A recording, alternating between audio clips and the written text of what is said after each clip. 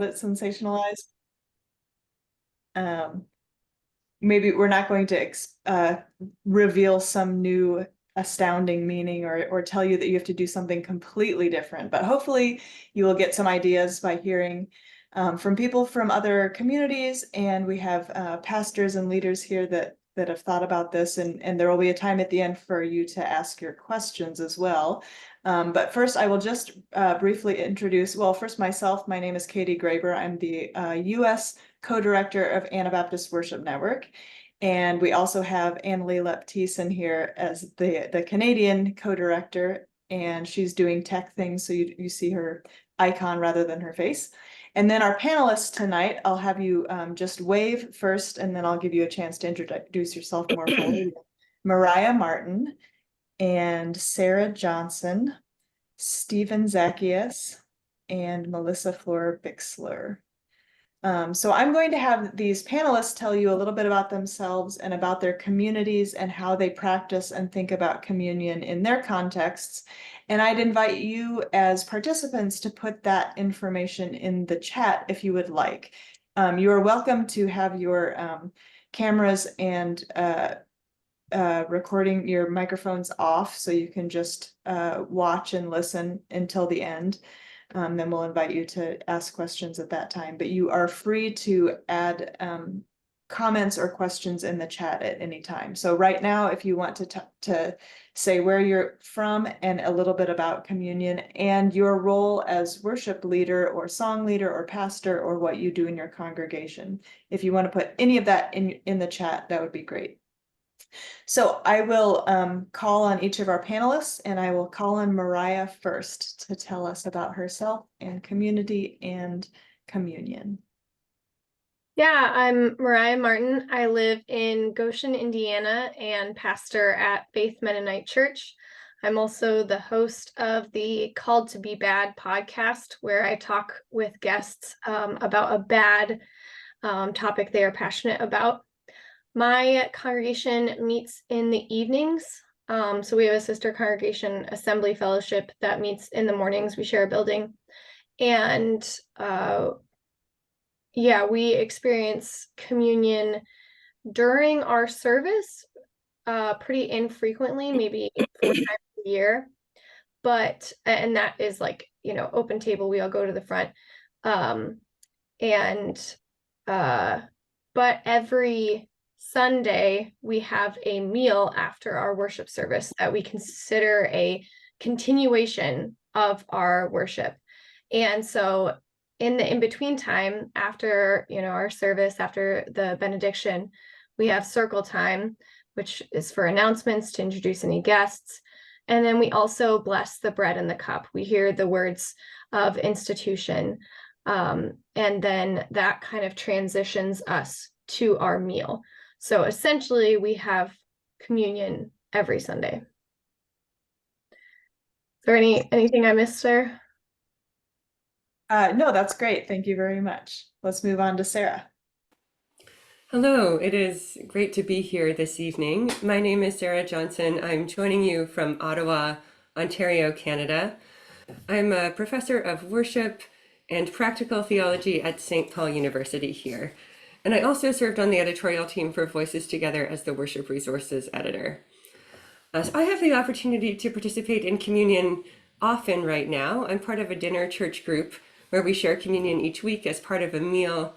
I'm also involved in the Anglican Studies community on campus, where there's a weekly Anglican Eucharist or communion service. But the community that I'd like to talk about today is actually Voices Together. And to say a little bit about the worship resources for communion in Voices Together, because there are more resources for communion in Voices Together than in previous hymnals, and even than in the Minister's Manual. They're in the Worship Leader edition in their entirety, and the parts that the congregation needs are in the Pew edition. And I should mention too that Melissa was part of developing these resources for Voices Together as well, so she might have some thoughts to share on them too. But one of the features of the resources for communion and Voices Together is that there are 6 different expressions of communion that draw out 6 different theological dimensions. There are so many different layers of theological meaning to this practice. And each of these expressions of communion sort of highlights one of those layers or two of those layers. So there's one that is a global celebration that invites us to live into the future hope of God's reign, that's celebratory, that's multilingual. You could think about it for a World Communion Sunday. There's one that's a solemn memorial that's much more reflective, that focuses on remembering the death of Jesus, that draws on some historic Anabaptist material that might be a good fit for Good Friday. There's one of my favorite resources in Voices Together, which is a form of communion for community sharing that's more informal, that creates space for everyone present to name how we come, to name our thanksgiving, our prayers, our hope as we share this meal. There's an expression that borrows on early Christian practices that takes these ancient structures that are shared across so many Christian traditions, but then presents them in a way that's really flexible and adaptable to a particular context. There are some resources from the Iona community in Scotland, which is an ecumenical Christian community that emphasizes social justice, connection to creation. And then there's something called a common practice, which is a general pattern intended for use on any occasion that tries to do a little bit of all of this. So we're trying to draw out some of those different layers in these resources. And I've had the pleasure of experiencing each of them now in at least a couple of times in different communities. And it's been good to see how those different layers of meaning come out, those different layers of formation emerge in these different contexts. In addition to these main prayers to be prayed at the table, there are also some resources for preparation for communion, some invitations to the table, words of institution in different languages. So there's a lot here to explore. There's also some practical guidance and framing words here. And I'll actually just conclude by reading the Introduction to Communion, which is in the Worship Leader edition, and also in the Pew edition as well at 936. And this is something that might be shared during worship, but it might also just be something that informs our thinking as we think about preparing for a communion service. So here's the introduction. At the table of Christ, we eat this bread and drink this cup to remember the life and death and resurrection of Jesus, to be united with Christ and with one another as the church, and to look toward a time when all will be one. As we eat and drink with thanksgiving, Jesus Christ is present with us, and we are empowered by the Spirit to follow Jesus' way of love as the body of Christ, broken and blessed for the life of the world. Thanks, Sarah. Lots to think about there. Stephen, can you tell us about your community? Hello, thank you. Hello, everyone. My name is Stephen Zaccheus. I'm an associate pastor and worship team coordinator from JKIA. It's a Jemaat Kristen Indonesia Anugerah, or in English is Grace Indonesian Christian Fellowship. On the background is the church where we congregate. It's in Sierra Madre, near California. Yeah, we do communion. There's two things. The first that we do in one part of the worship, we do it every last Sunday of the month. We do it that incorporated in worship. But every Sunday, we do also have communion, like we share meal together. So that's we do every Sunday, since our church is mostly, we started from like immigrant church. Everybody came to United States. It's the first generation immigrants. So I noticed that it's very important for us to meet together every Sunday, not only for the church, but if we can have meal together. And actually there is it's, to me, it's very impactful, especially for me. I came to United States 24 years ago, and the first time I came here, I was basically come with nothing. I have nobody. So the church is a place where I can meet everyone. In fact, I met my wife over there, and then we staying at the church at the same time. So, and our meeting is at 2:30 in the afternoon, which is, is usually people take a nap or something like that. And then so when we finish, it's a good time for us to have a meal together. That's from the part of the Musad. And then for the Holy Communion itself, we usually use before, I remember we use crackers and grape juice, but since the pandemic, we use the one that already prepared, I would say. Yeah. And I also asking some of Indonesian pastors regarding how they do communion. They almost do the same, and the difference is some of them they do the open table.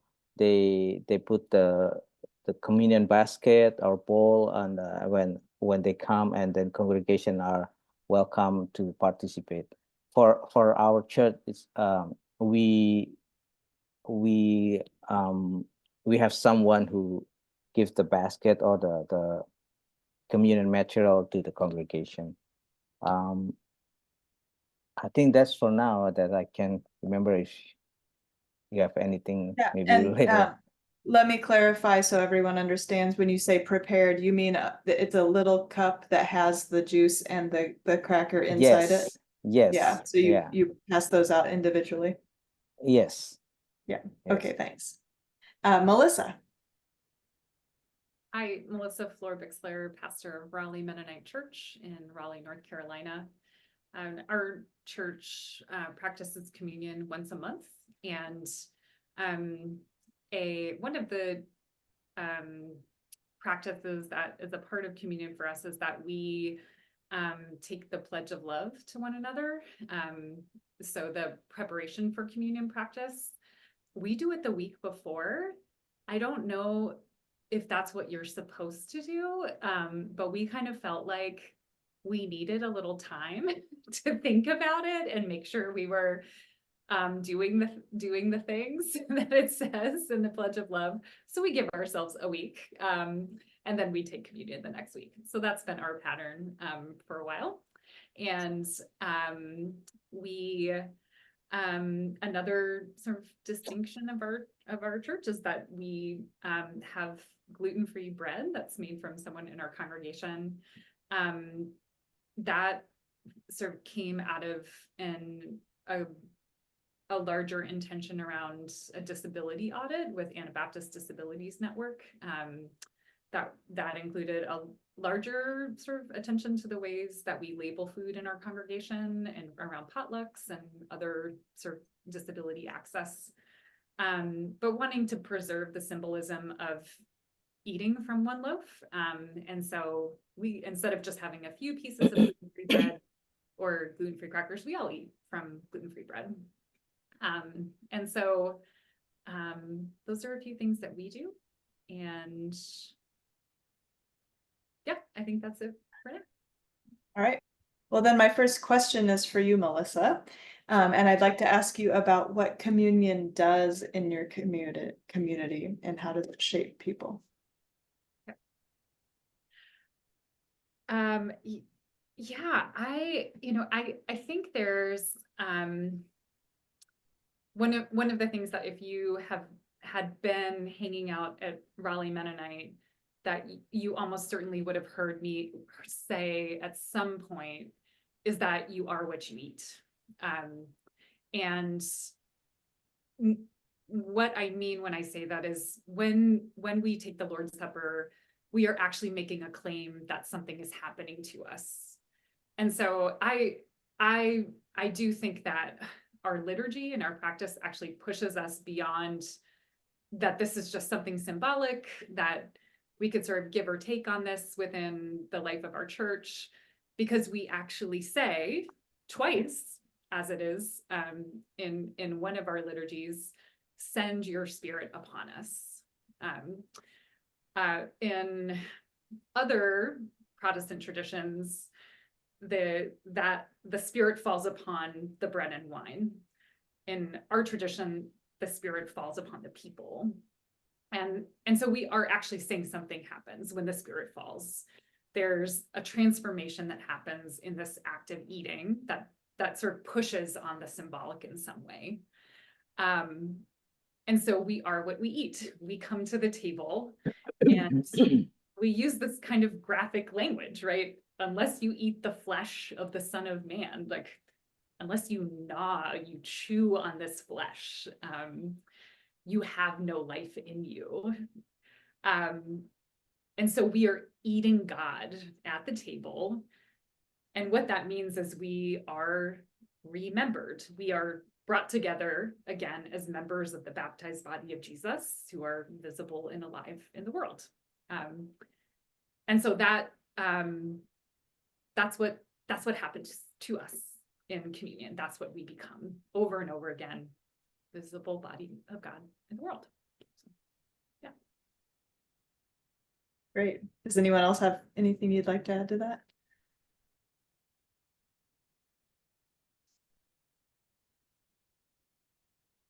Or Mariah, would you like to talk about intergenerational communion in your context?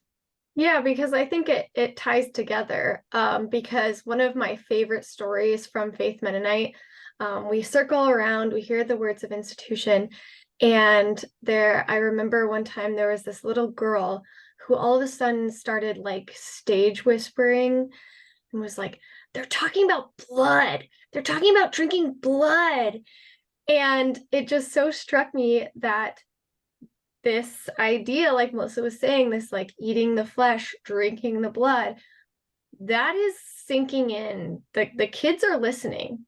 And I personally don't think we talk enough about how strange the Eucharist is. And yeah, I don't understand why people don't talk about it more. But putting that aside, there is something incredibly formational that happens when week after week we hear these words and we have this meal together.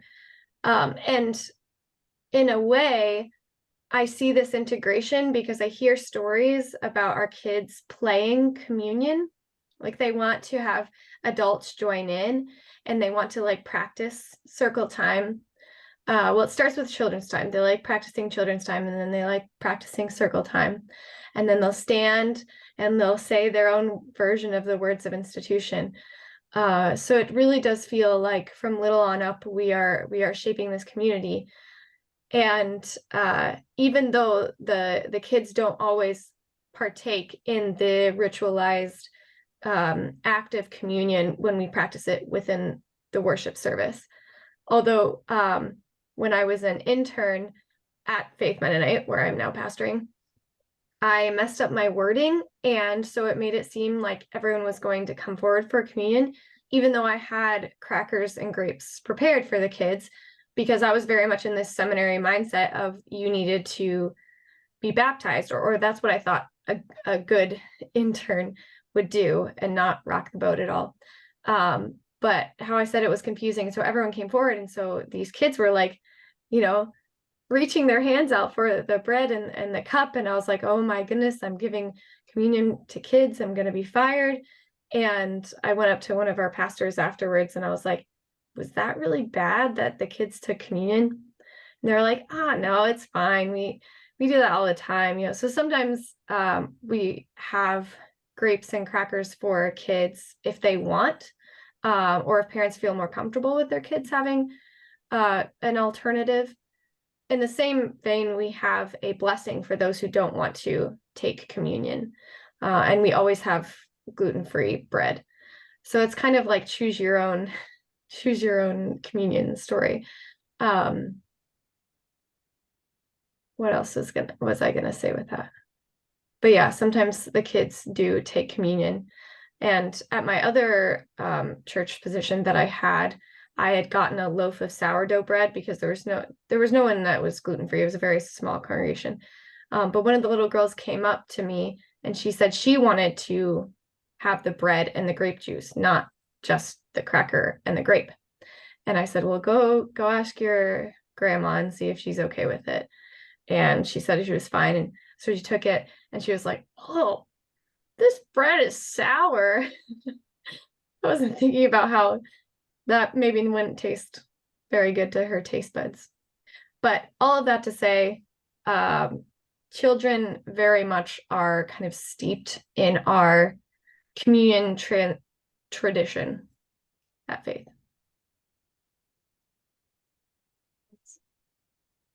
Sarah, do you want to talk about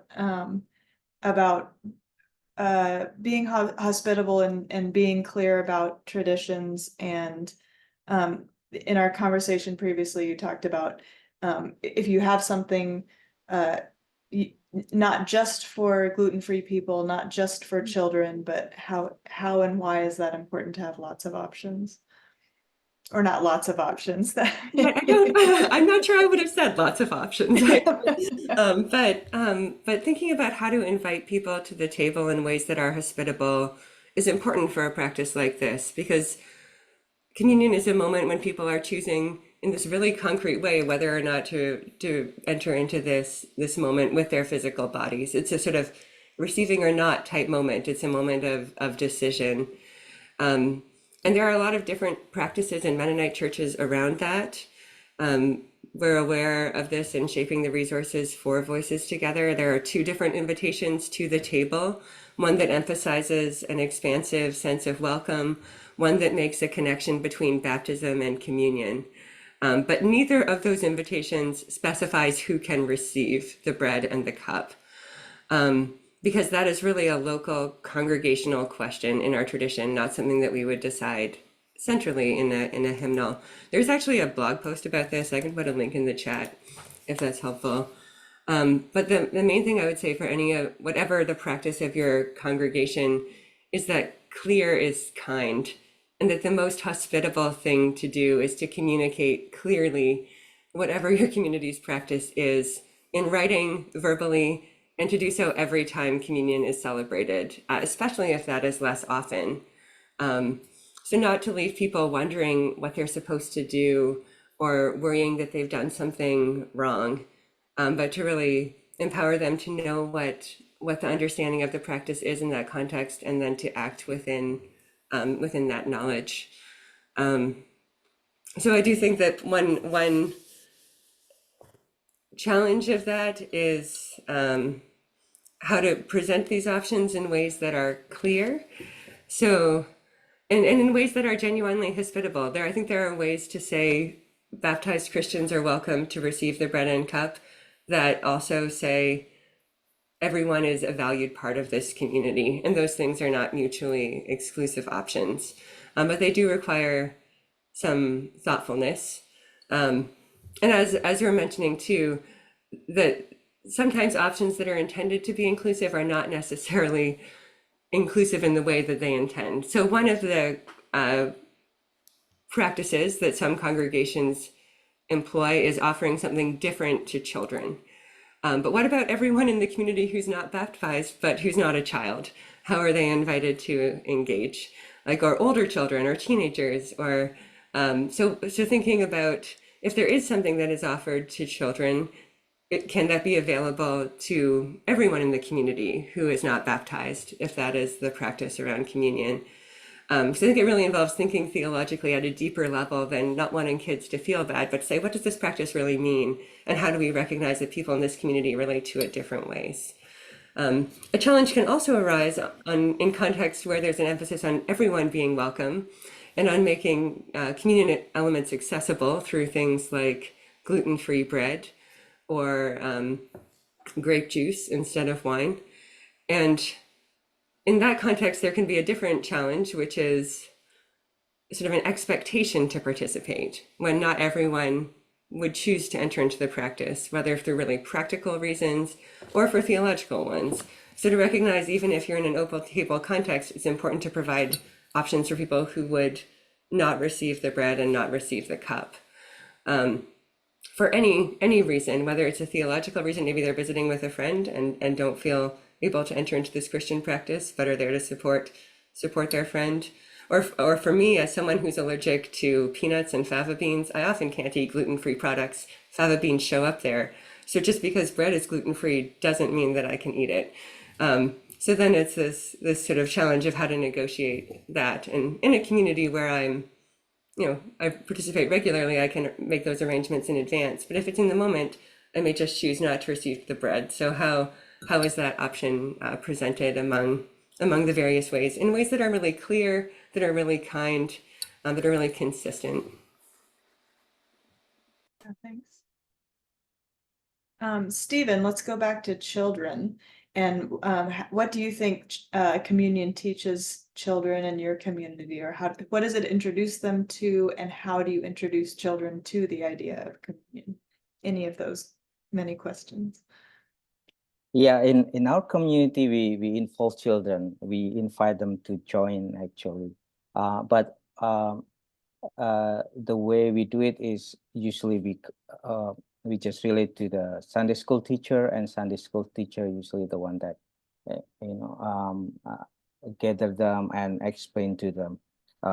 When I asked my pastor why we do that, because I have a background where to have communion you have to be baptized, or in certain age, maybe 12, when you start to understand.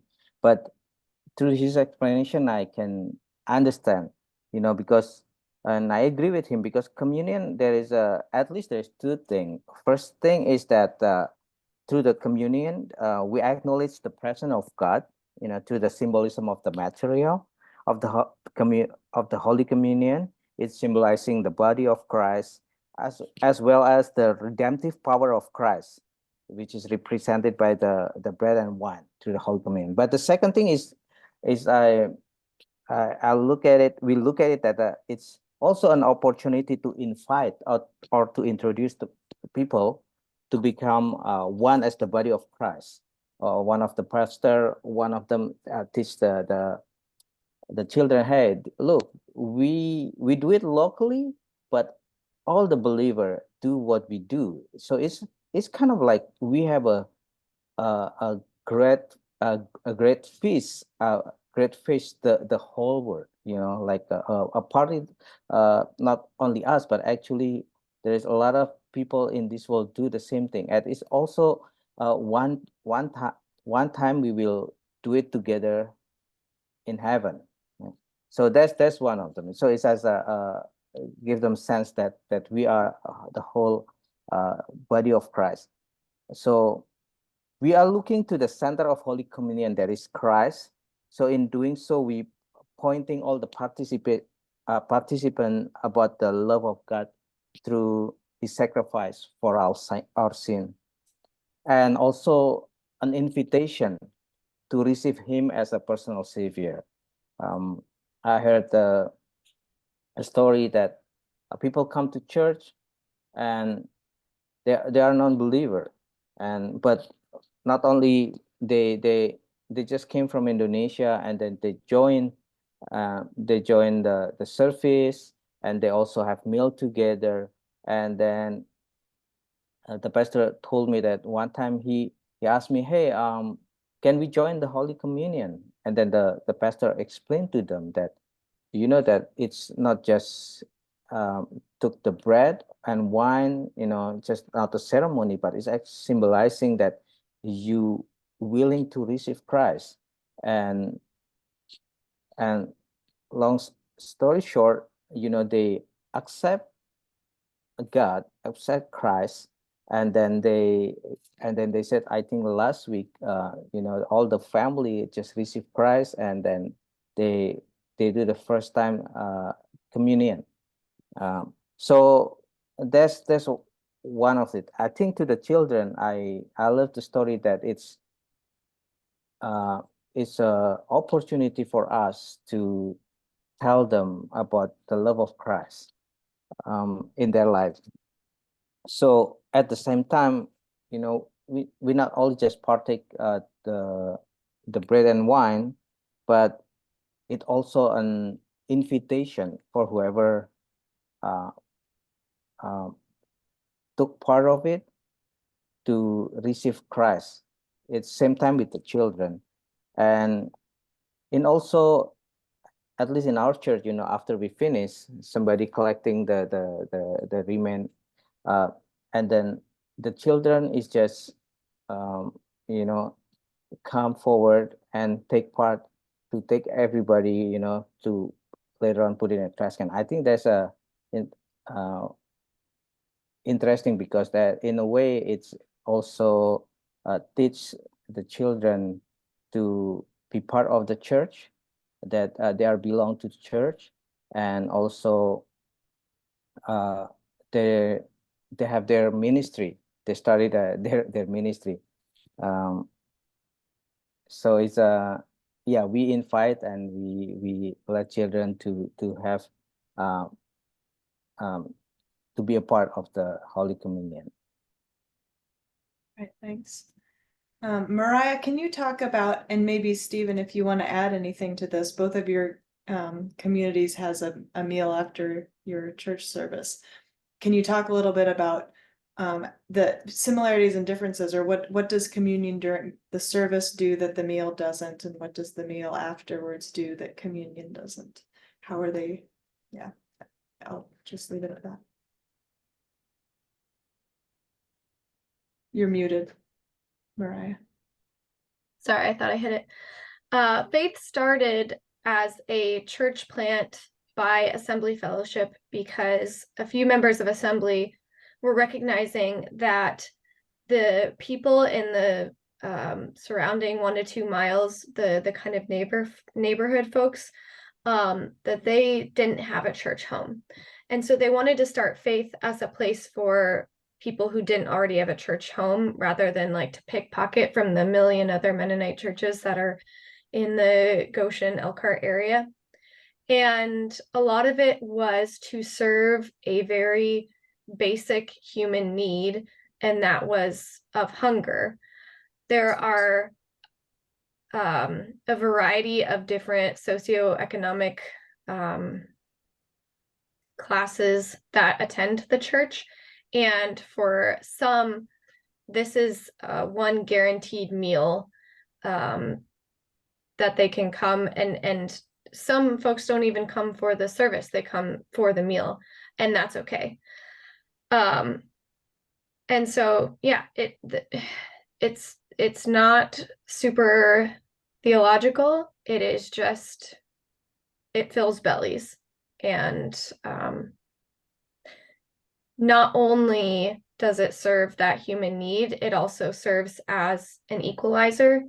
Because we have the meal at the church, there's no kind of power dynamic of host and guests. We all feed one another. And those who don't bring food, they help with cleanup. It's a very give and take situation that, yeah, it serves as an equalizer.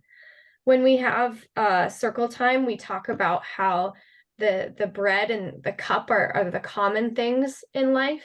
And when we partake in the bread and cup, we become Christ's hands, feet, and love made real in the world. And so communion is not, it is not fancy words. It's not a ritual. It's something that we do and become. And I think that is very clear when you're having this meal, that it actually fills your belly. It gives you energy so that you can go out into the world.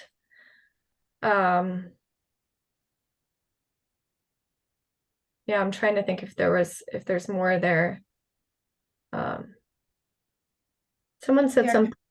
Can I just say, filling bellies sounds super theological. I wouldn't. And equalizing, that's theological as well. Yeah.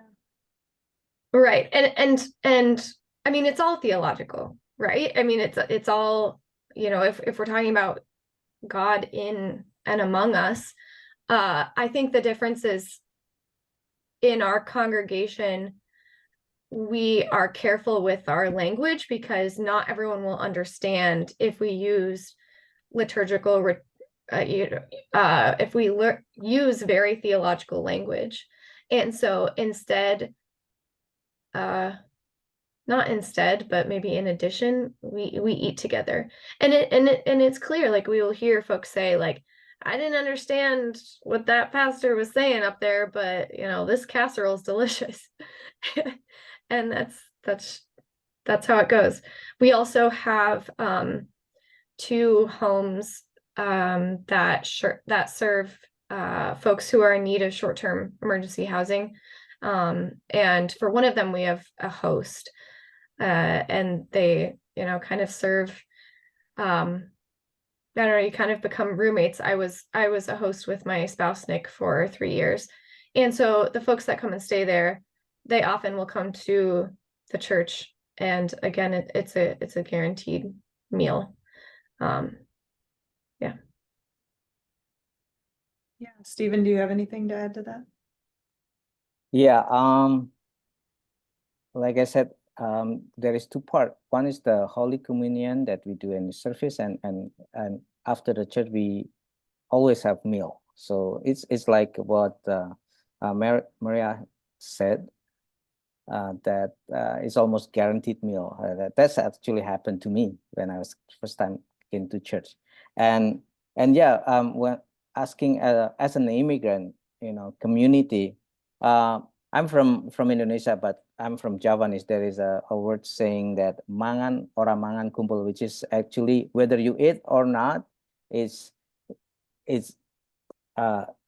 togetherness is important, you know, like as a family, you have to be united, you have to be together. So we have kind of sense like that as an immigrant. So yeah, in fact, our church itself, it started with that. It started with a grandma that basically feed our international student, and then after that they have fellowship. I remember what she said to me, that, you know, Stephen, the first is Tommy, and then after that you can share the good news. So the basic need, once again. And but not only that, after the church, when we eat together, not only just we together as an immigrant, there's at least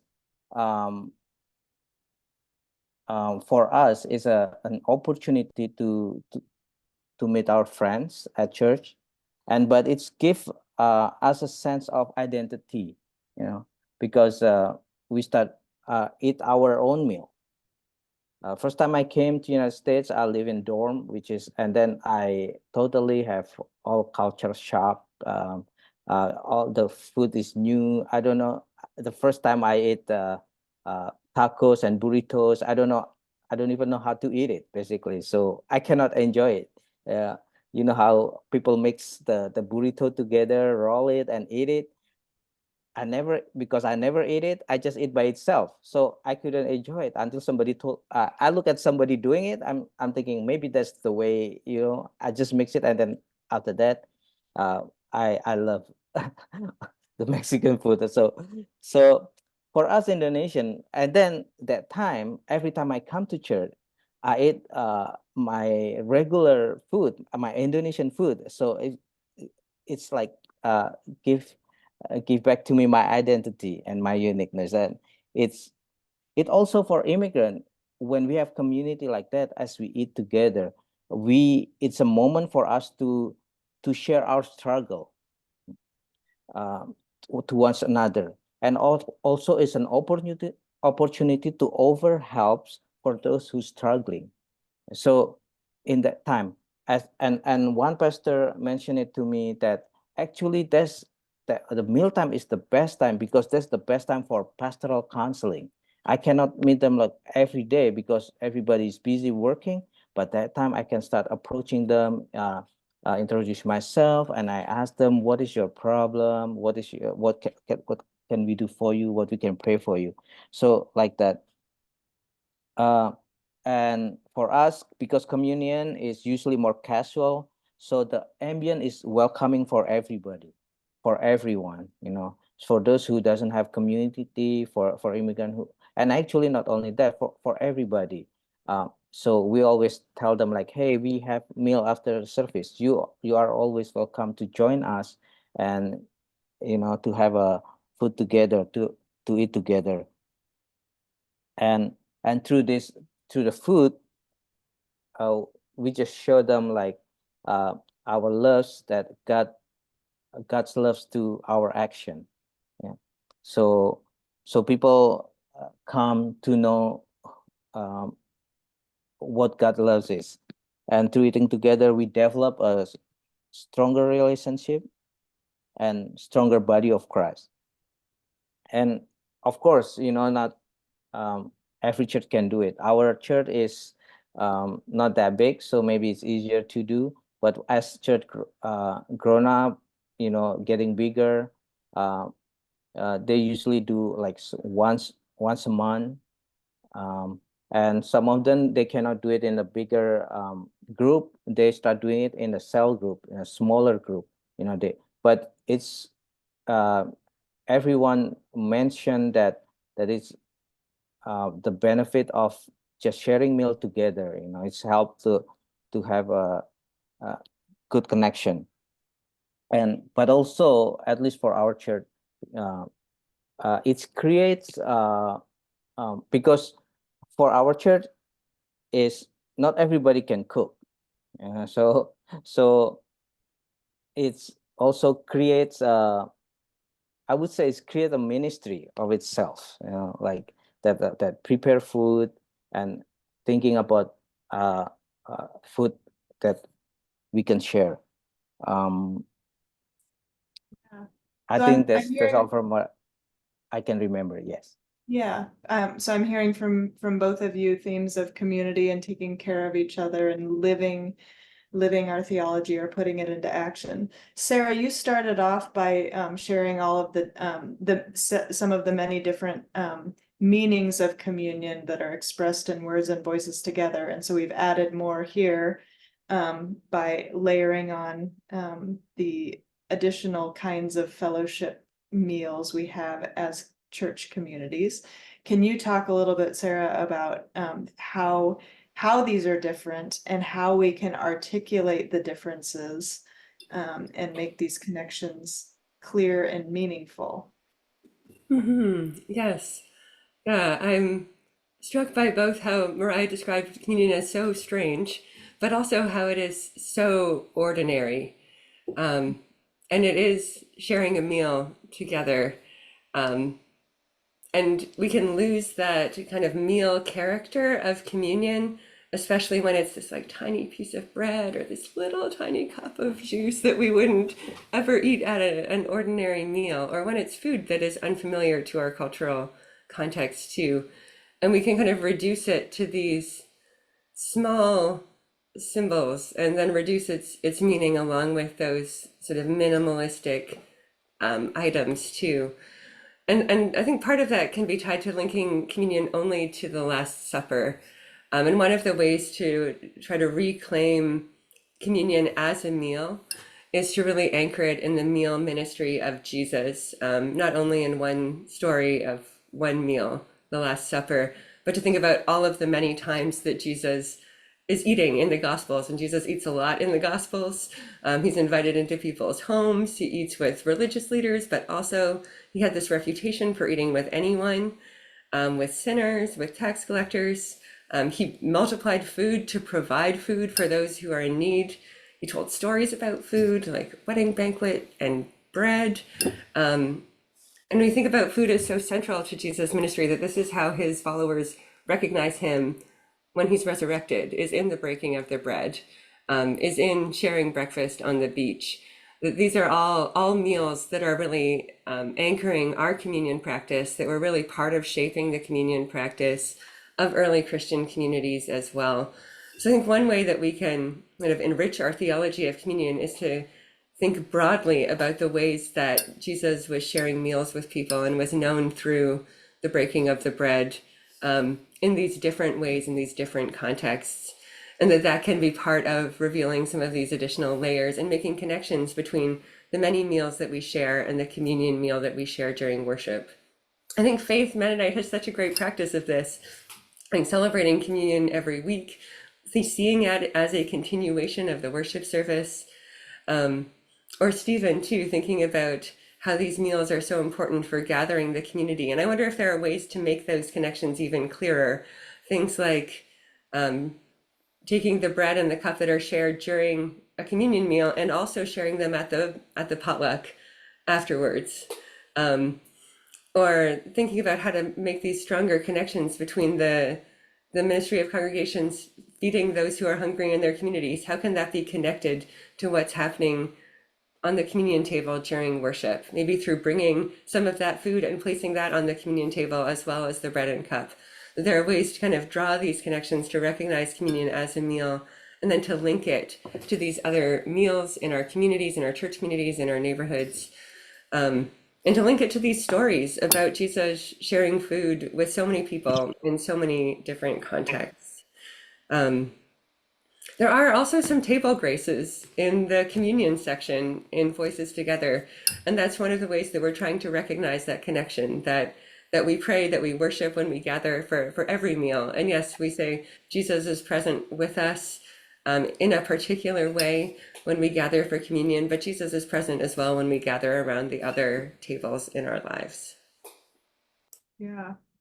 I'd like to bring these big ideas back also to more practical questions of open versus closed communion, or not closed, but open table and other connections. Melissa, would you be willing to talk about those kinds of conversations in your community? Yeah. Yeah, I mean, I think that part of the problem with even that language is it can mean so many things to so many people.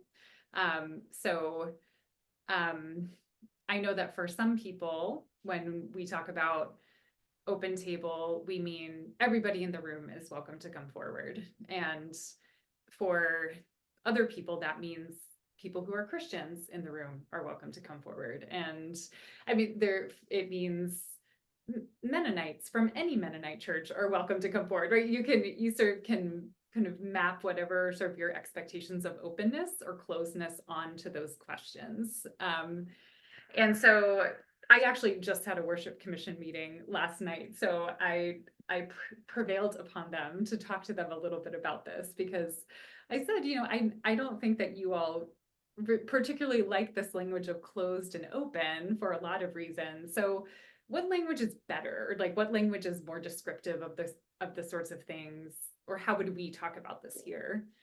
And so someone pointed out that the language, they've sort of pointed to two of the practices that we use at our church. One is the pledge of love, preparation for communion, and how instead of something amorphous like asking you to interpret these questions about, I think back to that clarity is kindness, right? This is who we are in this meal. And so we have made these promises to one another. And in these promises, we are coming forward and making this claim on one another in this ritual. So that was one. And then the other one was just before communion, I remind everyone that this is not the table of Raleigh Mennonite Church or of Mennonite Church USA, but the table of Jesus Christ, who is the host, and the followers of Jesus Christ are welcome to come and receive here. Is that open? I think if you were Muslim, you would not fit that definition. If you were an atheist, you would not. So is that closed? So again, I think that there are some boundaries there, but it also gives, I think, enough description.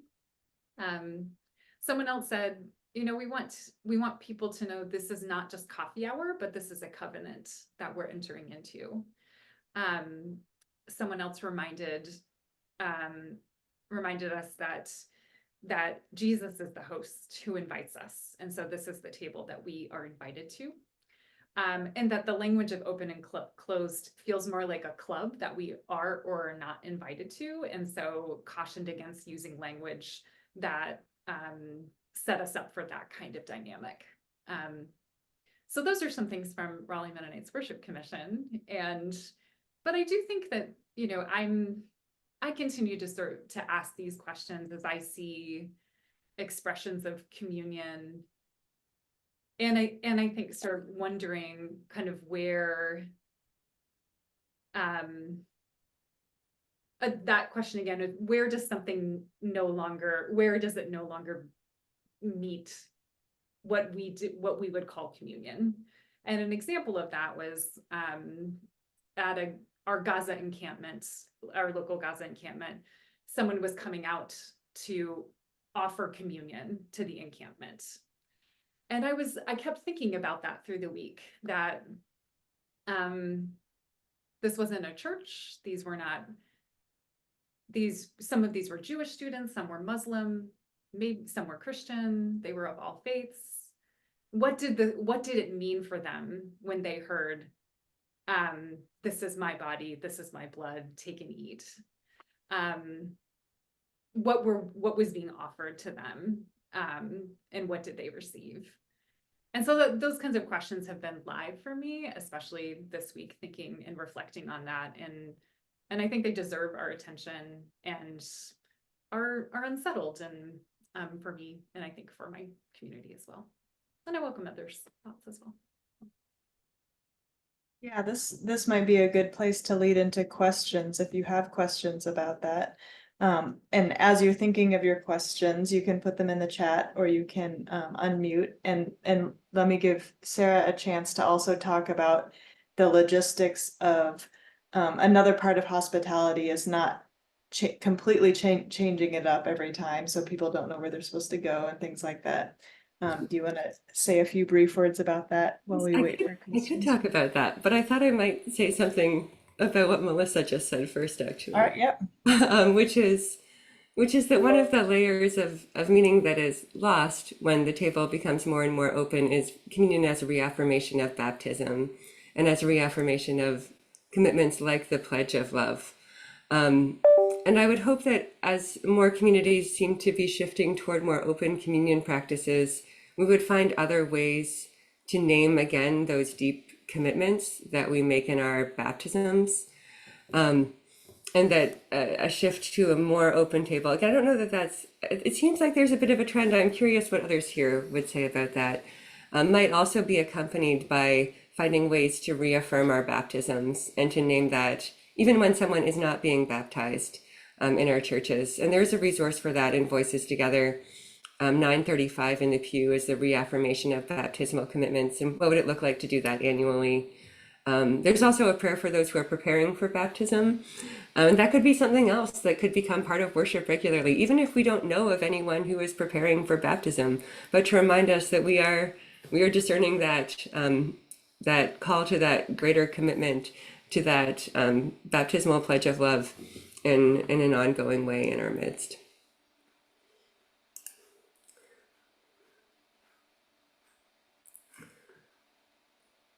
And while we are waiting for questions, I could mention what Katie actually asked about, which is about this question of balancing trusted structures and creative change in relation to communion, and especially with a webinar with a title like this one, when we can be thinking about reimagining all the time, but with a practice that we enter into only a few times a year in some contexts, or even just once a month, changing up the logistics of how it's celebrated can be really distracting, can kind of make participants focus more on like, where am I supposed to be standing?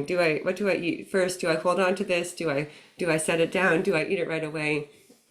And all of that can really become the focus instead of unfolding the different layers of theological meaning that are the emphasis in that context. So my encouragement would be to think about trying to hold some of the logistics of the practice, whether people are coming forward or passing trays or gathering in small groups, to try to hold some of those elements a little bit more stable so that it's possible to enter more fully into some of the different layers of meaning. And some of those meanings may come from using different words or engaging with different scripture readings in relation to communion, but some of those meanings may come not because the practice itself is changing, even if the same words are spoken every time communion is practiced. We come to it as different people. We come to it in a world that is constantly changing around us, and we bring those things to the practice too. So to try to strike that balance between trusted structures and creative change in relation to communion. So I don't see any questions in the chat yet. Feel free to type them there. Or does anyone want to unmute and ask a question?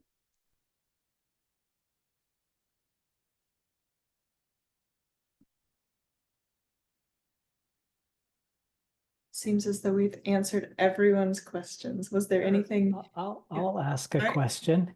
All right, Kevin. And because I like thinking about this topic as well, and recognize how sort of the way Anabaptist Mennonite churches have been doing communion is changing, and which I think is that's fine. And I'm not asking this as a challenge, but out of curiosity, is like, so what is an Anabaptist lens of an open communion, or how does an Anabaptist, what is Anabaptist about an open communion?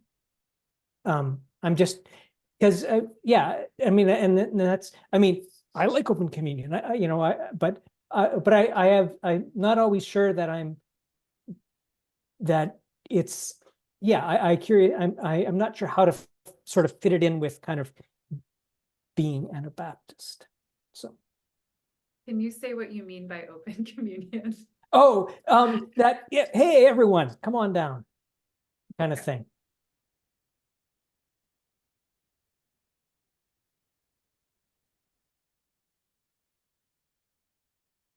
Takers on this. Sarah, do you want to say from your working through the Voices Together conversations? Were there conversations like this? Yeah. I would love to hear from others too. I think part of it is really about which theological dimensions of communion we are focusing on in any moment. And certainly there's a history of a strong connection between adult baptism and communion as a reaffirmation of baptism within a committed community of believers. But one of the really distinct challenges that we face in Mennonite churches in relation to communion that is not necessarily present in our larger Christian family is in traditions that baptize infants. It's kind of possible to assume that most people present are baptized, at least people who are present regularly. And therefore, these questions aren't live in the same way. There isn't a sense that there are people who are actively practicing, who are very committed, involved in this community, who are not baptized and therefore would not be receiving communion. So I think part of what is happening in Mennonite churches might be that there are many people in our congregations who are very active, committed, involved participants, but who are not necessarily baptized. And that is a reality that might be somewhat different now than it would have been in the past, both because people are connecting with Mennonite churches from the wider community in new ways, and people are choosing not to be baptized at such a young age, or choosing sort of there are fewer baptisms as well. And that then there's this recognition that if the primary layer of meaning that we are interpreting here is this is a community meal of this community, that raises these questions about who is invited to participate. So I think it's maybe related to like a way of understanding open communion, that anyone who's present, assuming they're sort of an active member of the church, even if they're not baptized, that's where that separation of baptism and communion might be coming from. That's one guess. That's something we talked about in the Voices Together process. That's part of why we're trying to think about other ways to affirm baptism and to center baptism in our practice that isn't necessarily linked to communion. But what, Mariah, Melissa, Stephen, what would you say is Anabaptist about an open table or not? I mean, I'll be honest, I don't think there is anything, but I mean, kind of, it feels like a logistical problem more than a theological issue, like a theological problem. And which is why I struggle with it a lot. And so my sort of sense about this is that it feels like we've gone from, maybe what we need to do is like, we have this really low barrier to communion and like this really high barrier to baptism, and we really need to switch those around. Like maybe like being like, oh, you are captivated by Jesus, you should get baptized. Like maybe we just need to be, maybe actually it's like re-examining our baptismal theology. and sort of having some different conversations about that is the place to begin, rather than, yes, and I'm going through baptism with my own child right now, so I'm thinking a lot about this. Yeah, that I think would be my answer, but I can't make it make theological sense. So for us, yeah, we're thinking the way we thinking is center set or bounded set. That's according to my pastor, which is when I ask what does that mean? Well, when the center set, we're thinking based on who is the center of what our activity. Like one of them is when we do Holy Communion, the center is Jesus. So we try to focus on that, and rather than the bounded set, which is, we require someone who joined the Holy Communion, maybe like before, maybe to be baptized or to become a believer. For me, it's new, but kind of new. But then after I'm thinking about it, I can see that Jesus open to everyone, and yeah, of course, the challenge is for me is.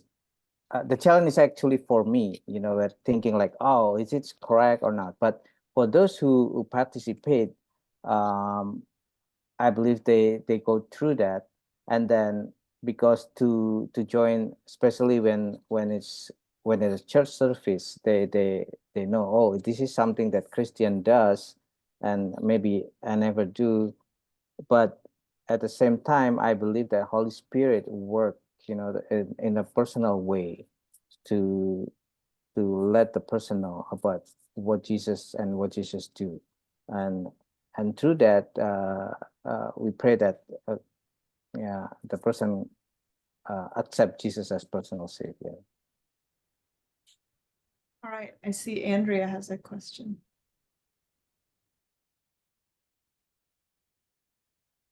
Hi, I'm Andrea from London, Ontario in Canada.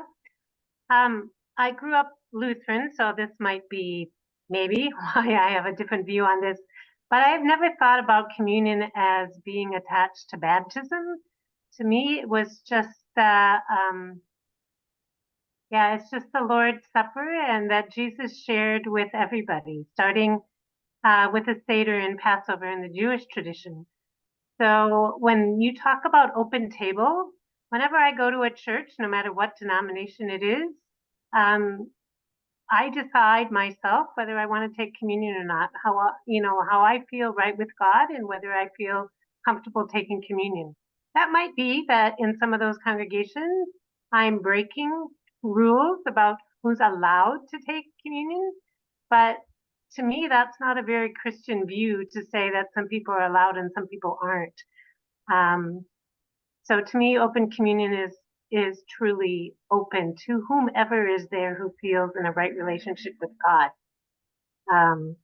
So maybe that's totally not where Mennonites are at.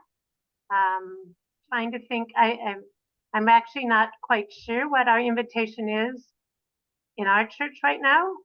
I do know that it used to be printed, but we've gone away from bulletins, so it's been a good reminder that we probably should have something up on our screen saying what the invitation is to make that clear to everybody. And we do in our congregation provide grapes and crackers to children, which now I'm also realizing we shouldn't say it's just for children. And I think a big thing to think about is the fact that many, at least in our congregation, many of our teens and young adults are not being baptized, are choosing not to be. And where do they fit in if we're saying that communion has to be based on baptism, and yet they are still active in, some coming to church, some not. So I just worry that we start losing our young people when we start putting boundaries like that on different rites and rituals within our worship service. Yeah, any of our, go ahead, Sarah. One thing you're getting at is some of these different layers, and that there are ways to think about communion more on an individual level in terms of our relationship with God. And there are also ways to think about communion that are more about our commitments to each other in community. And these kinds of layers can be in tension with each other. And that's one of the realities of a practice that has so many rich layers of meaning, is that whatever choices we make, we're going to be centering some of those meanings and letting go of some of the other ones, or maybe setting them aside or making them less central in some way. One thing I would add about this is I do admit I take a different approach when participating in worship in other Christian traditions, which I do fairly often, which is I do try to be a guest in that space. And even if their theology of who can receive communion does not align with my own, I try to kind of enter into the practice as I'm invited to by my hosts. So if I'm at a Catholic church and I know in the Catholic tradition, Roman Catholic tradition, that only Catholics are invited to receive communion, I refrain from receiving. I might go forward and receive a blessing. But I know that practice is valued in a specific way in that tradition, and that decision is made for particular reasons. And even if it's not a decision that I would share, it's still sort of how I choose to be a guest in that space, or in Eastern Orthodox churches, or in Lutheran Church Missouri Synod, or other churches where there is a sense that only people who are part of the particular tradition can receive. There's a question in the chat, and then I'll get to Carmen here.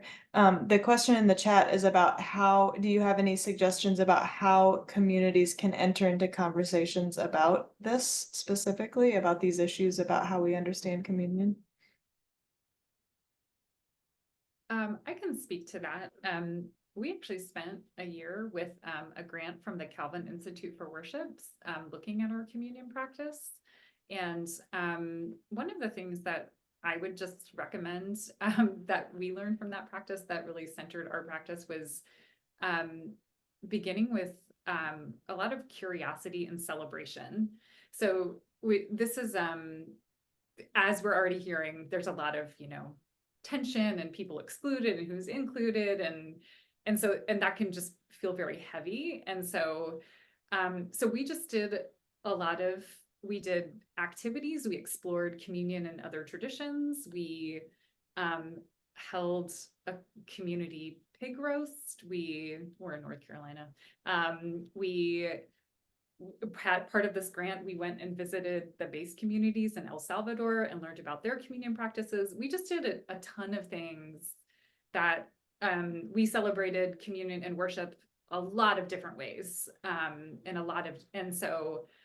so we really let these sort of more joyful practices lead us, rather than saying, we're just going to sit down and talk about all the hard stuff right now.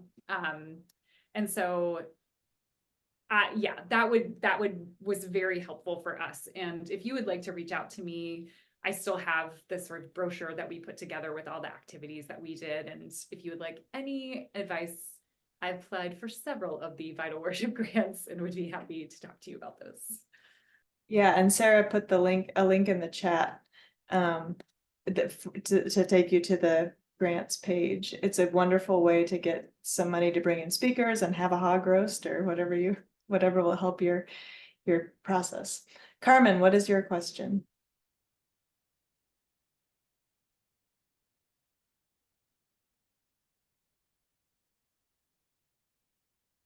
I just want to share a few of my thoughts. We're doing a series right now that is 2 Sundays on communion and then 2 Sundays on baptism, and we didn't exactly plan it that way because of the connection between the two, but it is a wonderful way to be looking at both of them. And a couple of things I've been thinking about. One is just that I think the connection between linking communion and baptism is church tradition, not biblical tradition. So I think that's the case, and I don't know that I have a lot more to say about that, but it's just an observation. I mean, it's a long and wonderful church tradition to link them, but that is something I learned. When I think about our practice of communion and my desire to serve a communion that invites everyone, anyone present. I think about part of that is a desire to have a practice, a regular practice that forms all of us in economic sharing, which we've already talked about. There's something visceral for me about some people eating and other people not being invited. That feels very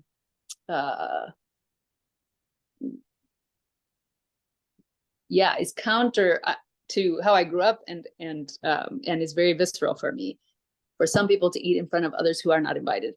And then the other is a desire for a practice that in a time of a lot of division and like increased wall building, to have a practice that forms us in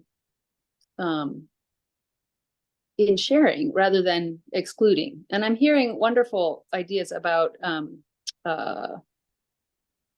ways of issuing invitation, and those are things that we have been talking about as pastors and as a worship team. And I think we have I think we do invite in kind and generous ways, but I've been trying to imagine how those two emphases can be more salient in our formation as a community. And then the other thing I've been thinking about, as we're moving into our baptism Sundays, and I'm preaching on Sunday, and I'm remembering just like every, how often baptism texts are, how often it's the text that I need to preach on, or, certainly in January, there's almost always a baptism text. And so, and I'm also talking with the MYF about baptism for a number of weeks now. And so I'm thinking about, well, every January we could do a baptism Sunday and do a reaffirmation of baptismal vows, and do a bit of education about baptism, and inviting and prayer for those discerning baptism. And that was just a wonderful thought, because I, just in thinking about this, de-emphasizing the connection between baptism and communion, and wondering how then do we still encourage baptism. Yeah, thanks. Maybe we need to have a webinar on baptism next. That would be have some interesting questions. Any of the panelists want to respond to that?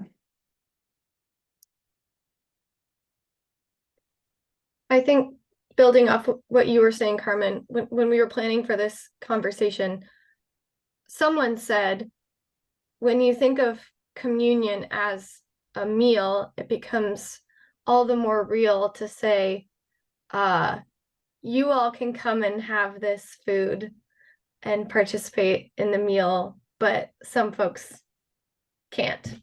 You invite everyone to the table to eat. So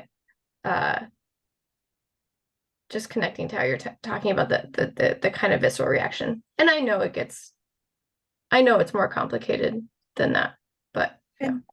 Another thing we talked about in that conversation was how with all of these many meanings, you can't do all of them every time you do communion. And so maybe there are some times and places where you articulate different kinds of meanings. I would definitely affirm that. And I love that. I think, Katie, I wish that you were not just the moderator, so you could talk about how your congregation has decided to try to emphasize some of those different layers of meaning. But one encouragement I might offer is that even if these different theological layers of meaning are being surfaced, it would likely be helpful to maintain a consistent local practice regarding who is invited to receive the bread and cup. That changing that up could be very, very difficult to navigate theologically and pastorally. Also, Maybe as a this- reminder, Go. oh, I'm sorry, Katie. go Everyone ahead. is invited to baptism. Everyone is invited to the waters of baptism. Yeah, maybe this is a good place to stop, even in this kind of, we're bringing up a lot of questions, and this can be an invitation for you to take these questions back to your community and to encourage further conversation there, because that is where the practices will happen, and that is where we will live these things out and put them into practice in our worship. So if you have further questions, I invite you, if you aren't already part of the Anabaptist Worship Network Facebook group, often there are people who just put a question out there and then other people kind of crowdsource answers. You can find our website and the email address there, and we can forward a question on to these panelists if you have questions specifically for them. I see in the chat, the Zoom link will be uploaded. The Zoom link from tonight will be uploaded on our YouTube. You mean the recording, I think you mean. So this will be available later, and we can continue this conversation in many other ways. Thank you to the panelists for your rich input and all of the questions we got, and I'm sure you have more later. So thank you all for being part of this evening.